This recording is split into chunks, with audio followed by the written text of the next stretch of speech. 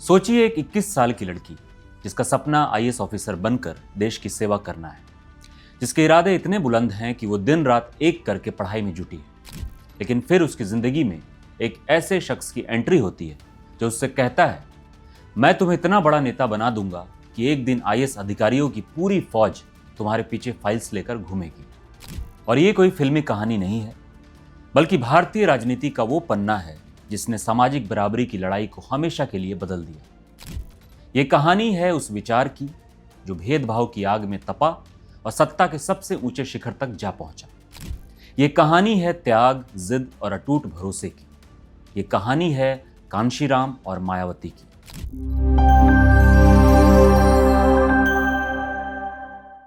हर बड़ी क्रांति एक विचार से पैदा होती है और विचार किसी अनुभव से।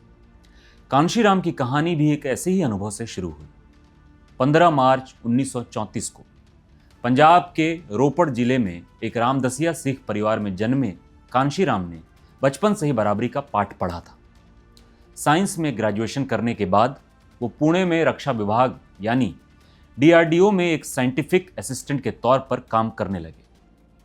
जिंदगी एक तय ढर्रे पर चल रही थी, एक अच्छी सरकारी नौकरी, सम्मानित पद और एक सेटल्ड भविष्य। लेकिन 1964 में हुई एक घटना ने सब कुछ बदल कर रख दिया। संस्थान में जब डॉक्टर बाबा साहेब अम्बेडकर और बुद्ध जयंती की छुट्टी रद्द करने का फैसला हुआ तो कांशीराम ने इसके खिलाफ आवाज उठाई। इस विरोध की वजह से उन्हें जाति के नाम पर भेदभाव झेलना पड़ा और उन्हें सस्पेंड तक कर दिया गया। यही वो पल था जो उनकी जिंदगी का टर्निंग पॉइंट था। उन्होंने महसूस किया कि अगर समाज के ऊंचे पद पर बैठकर भी सम्मान नहीं मिल सकता तो ऐसी नौकरी किस काम की। उन्होंने उस ब्राह्मणवादी सिस्टम को चैलेंज देने का फैसला कर लिया जिसे वो इस भेदभाव की असली जड़ मानते थे। उन्होंने अपनी नौकरी छोड़ी और एक ऐसा प्रण लिया जिससे न सिर्फ उनकी बल्कि करोड़ों लोगों की जिंदगी बदल दी। उन्होंने कसम खाई कि वो कभी शादी नहीं करेंगे, कभी कोई घर नहीं खरीदेंगे, कभी अपने परिवार के पास लौटकर नहीं जाएंगे और अपनी पूरी जिंदगी बहुजन समाज की आज़ादी के लिए कुर्बान कर देंगे। कांशीराम ये समझ गए थे कि सत्ता तक पहुंचने के लिए सिर्फ गुस्सा और विरोध काफ़ी नहीं है, इसके लिए एक मजबूत संगठन की ज़रूरत पड़ेगी। उन्होंने पूरे भारत का दौरा शुरू किया, कभी साइकिल पर तो कभी बस या ट्रेन में। उन्होंने समाज के सबसे दबे कुचले और पिछड़े लोगों से मिलकर उनकी नब्ज को समझा। उन्होंने देखा कि इन समुदाय के पढ़े लिखे लोग सरकारी जॉब्स तो पा गए थे, लेकिन वो अपने समाज की तरक्की की जिम्मेदारी से मुंह मोड़ चुके थे। इसी सोच से 6 दिसंबर 1978 को बैमसेफ का जन्म हुआ। इसका पूरा नाम था all India backward and minority communities employees federation. ये कोई राजनीतिक पार्टी नहीं थी, बल्कि नौकरी पेशा दलितों, पिछड़ों और अल्पसंख्यकों का एक थिंक टैंक था। इसका मिशन था पे बैक टू सोसाइटी, यानी जिस समाज से तुम आए हो अब उसकी तरक्की के लिए कुछ करने का वक्त आ गया है। बैमसेफ ने पढ़े लिखे तबके में एक आंदोलन खड़ा कर दिया। इसके सदस्य अपनी तनख्वाह से पैसा निकालकर आंदोलन को चलाने में मदद करते थे। देखते ही देखते हजारों डॉक्टर्स, इंजीनियर्स और सरकारी ऑफिसर्स इस मुहिम से जुड़ गए। यही संगठन उस बड़े आंदोलन की रीढ़ की हड्डी बना जिसने विचार को जमीन पर उतारने के लिए जरूरी ताकत दी। लेकिन कांशीराम जानते थे कि सिर्फ बंद कमरों में चर्चे से समाज नहीं बदलेगा, विचार को सड़क पर उतरकर लड़ना होगा। इसी जरूरत को पूरा करने के लिए 6 दिसंबर 1981 को DS4 यानी दलित शोषित समाज संघर्ष समिति बनाई गई। ये बैमसेफ का एक एग्रेसिव और लड़ाकू संगठन था। इसका काम था दलितों और पिछड़ों पर हो रहे जुल्म के खिलाफ सीधी लड़ाई लड़ना। DS4 ने साइकिल रैलीज, प्रदर्शनों और नारों से बहुजन समाज में एक नई चेतना और हिम्मत पैदा की। ठाकुर, ब्राह्मण, बनिया छोड़ बाकी सब हैं DS4 में जैसे नारे गली गली में गूंजने लगे, जो उस वक्त की सामाजिक व्यवस्था को सीधी चुनौती दे रहे थे। कांशीराम ने 2 मजबूत खंभे खड़े कर दिए थे। एक तरफ बैमसेफ था जो आंदोलन को दिमागी और आर्थिक ताकत दे रहा था, दूसरी तरफ DS4 था जो सड़क पर संघर्ष कर रहा था। अब बस एक ऐसे पॉलिटिकल प्लेटफॉर्म की जरूरत थी जो इस सामाजिक चेतना को राजनीतिक शक्ति में बदल सके। कांशीराम का एक ही मंत्र था, सत्ता वो की है जिससे हर ताला खोला जा सकता है। और इसी मंत्र को सच करने के लिए एक पॉलिटिकल रिवॉल्यूशन की जमीन तैयार हो रही थी। हर बड़े मिशन को एक ऐसे वारिस की जरूरत होती है जो उस विचार की मशाल को आगे ले जा सके। कांशीराम को भी अपने उस उत्तराधिकारी की तलाश थी जिसमें जुनून हो, हिम्मत हो और बहुजन समाज के लिए लड़ने का जज्बा हो। उनकी ये तलाश 1977 में दिल्ली के संविधान क्लब में जाकर खत्म हुई। उस दिन वहां जातिवाद पर एक कार्यक्रम चल रहा था। मंच पर जनता पार्टी के कद्दावर नेता राजनारायण भी थे, जो अपने भाषण में बार बार दलितों के लिए हरिजन शब्द का इस्तेमाल कर रहे थे। जब मंच पर बोलने के लिए एक 21 साल की लड़की आई तो उसने अपनी बुलंद आवाज में राजनारायण को टोक दिया। उसने कहा, आप हमें हरिजन कहकर हमारा अपमान कर रहे हैं। हम हरिजन नहीं हैं, बल्कि इस देश के मूल निवासी हैं। उस लड़की की हिम्मत देखकर पूरा हॉल सन्न रह गया। वो लड़की कोई और नहीं बल्कि मायावती थी, जो उस समय एक स्कूल में पढ़ाती थी और आईएएस बनने की तैयारी कर रही थी। उस भीड़ में कांशीराम भी मौजूद थे और उन्होंने उस लड़की की आंखों में वो चिंगारी देख ली थी जिसकी उन्हें तलाश थी। उस घटना के कुछ दिनों बाद देर रात कांशीराम मायावती के दिल्ली स्थित घर पहुंच गए। जब मायावती बाहर आई तो कांशीराम ने उनसे सिर्फ एक सवाल पूछा, तुम क्या बनना चाहती हो? मायावती ने जवाब दिया, मैं आईएएस ऑफिसर बनकर अपने समाज की सेवा करना चाहती हूँ। यह सुनकर कांशीराम मुस्कुराए और उन्होंने वो ऐतिहासिक शब्द कहे जिसने मायावती की जिंदगी बदल दी। उन्होंने कहा, आईएएस बनकर तुम कुछ ही लोगों की मदद कर पाओगी। मेरे साथ चलो, मैं तुम्हें इतना बड़ा नेता बना दूंगा कि एक दिन आईएएस अधिकारियों की पूरी फौज तुम्हारे आदेश का इंतजार करेगी। यह एक ऐसा प्रस्ताव था जिसे मानना आसान नहीं था। एक तरफ सुरक्षित करियर था तो दूसरी तरफ कांटों भरा संघर्ष का रास्ता। मायावती के पिता भी इस रिश्ते के खिलाफ थे, लेकिन मायावती ने अपना फैसला कर लिया था। उन्होंने अपने पिता की इच्छा के खिलाफ जाकर अपनी नौकरी और आईएएस बनने का सपना छोड़कर कांशीराम के आंदोलन को ही अपनी जिंदगी बना लिया। यहीं से उस गुरु और शिष्य के रिश्ते की शुरुआत हुई जो भारतीय राजनीति में एक मिसाल बन गया। कांशीराम ने मायावती को पॉलिटिक्स का हर ककहरा सिखाया। उन्होंने उन्हें भाषण देने से लेकर पॉलिटिकल स्ट्रैटेजी के दाव पेंच तक सब कुछ सिखाया। मायावती ने भी खुद को इस मिशन में पूरी तरह झोंक दिया। वो गांव में जाती, दलित बस्तियों में रहती और महिलाओं को पार्टी से जोड़ती। उनकी मेहनत देखकर कांशीराम को यकीन हो गया कि यही वो नेता है जो बहुजन समाज को एक कर सकती है। यह रिश्ता सिर्फ राजनीतिक नहीं था बल्कि भावनात्मक भी था। कांशीराम मायावती को अपनी बेटी की तरह मानते थे और मायावती उन्हें अपना गुरु और पिता। जब उनके रिश्ते पर सवाल उठाए गए तो कांशीराम एक चट्टान की तरह मायावती के साथ खड़े रहे।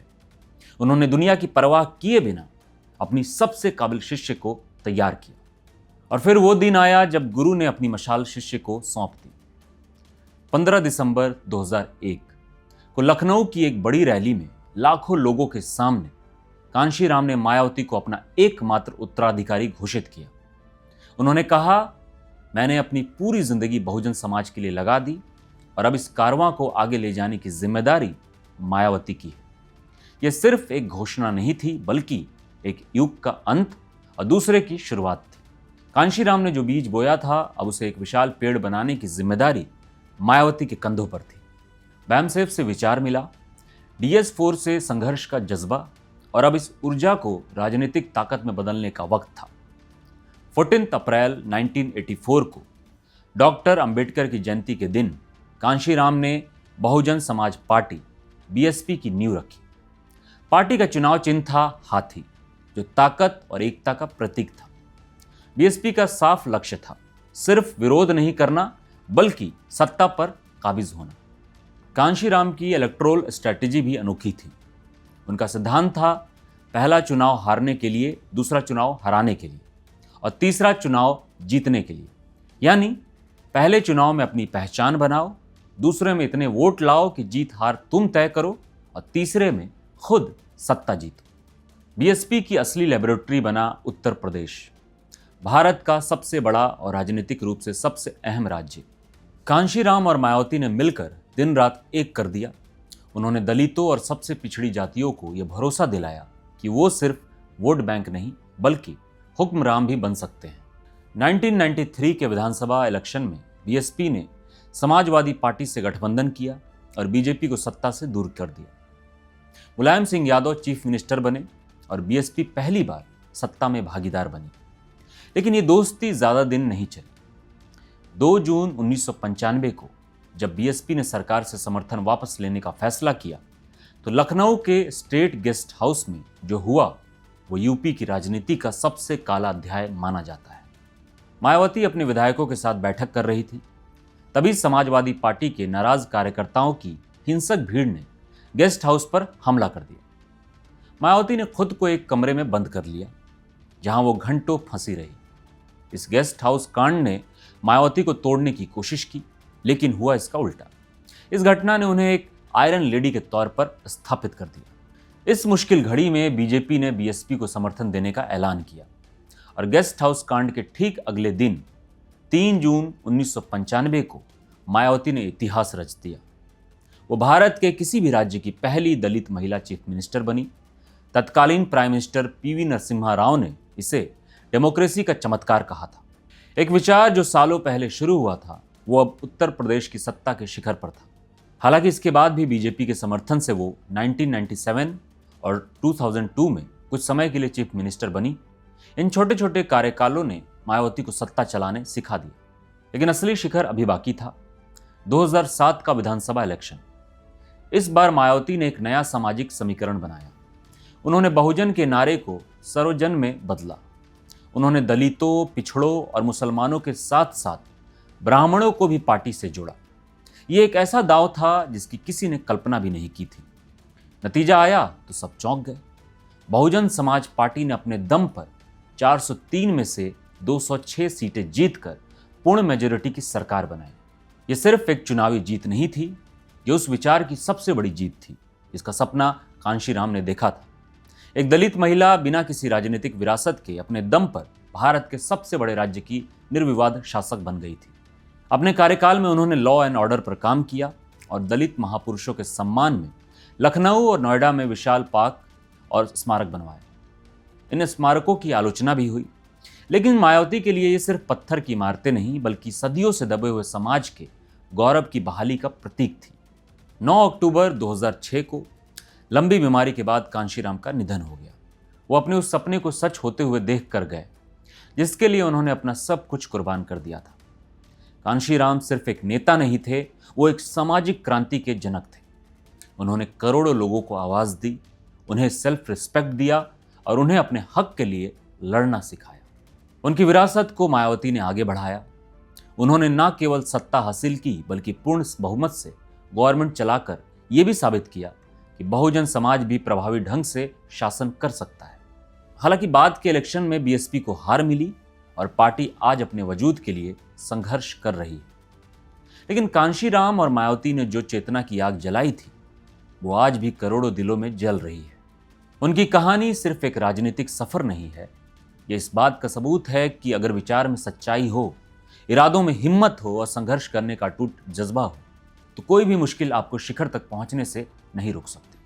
ये विचार से सत्ता तक के उस ऐतिहासिक सफर की कहानी है जिसने भारतीय डेमोक्रेसी को हमेशा के लिए बदल दिया।